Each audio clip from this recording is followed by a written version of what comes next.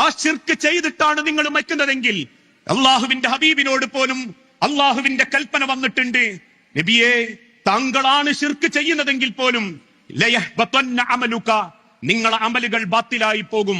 പ്രിയപ്പെട്ട സഹോദരങ്ങളെ, നമ്മളെ വിശ്വാസത്തെ അബദ്ധത്തിലേക്ക് കൊണ്ടെത്തിക്കാൻ വേണ്ടി ഒരു കൂട്ടം ആളുകൾ പണിയെടുത്തുകൊണ്ടിരിക്കുകയാണ്. ജാറങ്ങളിലേക്ക്, മക്ബറകളിലേക്ക്, ദർഗകളിലേക്ക് തീർത്ഥയാത്രകൾ സംഘടിപ്പിച്ച് ജാറം മൂടിക്കൊണ്ട് പ്രാർത്ഥിക്കുന്നവര്, ഇന്റെ മമ്പർത്ത് തങ്ങളെ, ഇന്റെ മുഹയ്യിദ്ദീൻ ശൈഖേ, ഇന്റെ CM മക്കാമിലെ തങ്ങളെ എന്ന് വിളിപ്പിക്കുന്നതിലേക്ക് ഈ ഉമ്മത്തിനെ കൊണ്ടുപോകാൻ ചില പുരോഹിതന്മാർക്ക് സാധിച്ചിട്ടുണ്ട്. ഇത് കേവലം കക്ഷിത്വത്തിന്റെ വർത്തമാനമല്ല. ഈ മമ്പാട്ട റോഡ് സൈഡിൽ ഒരു അപകടം പറ്റി കിടക്കുന്നവന്റെ ചോരയുടെ നിറം ചുവപ്പാണെങ്കിൽ അവന്റെ നിറമോ അവന്റെ ജാതിയോ അവന്റെ കുലമോ നമ്മൾ പരിഗണിക്കുന്നില്ലെങ്കിൽ അതേ മനസ്സേ ഈ വിഷയത്തിലുള്ളൂ.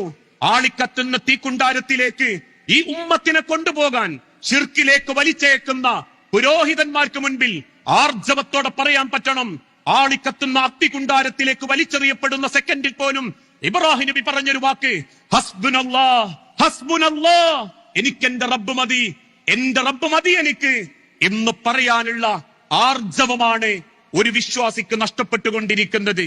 അതറിയണമെങ്കിൽ ഒന്ന് ചിന്തിച്ചു നോക്കൂ.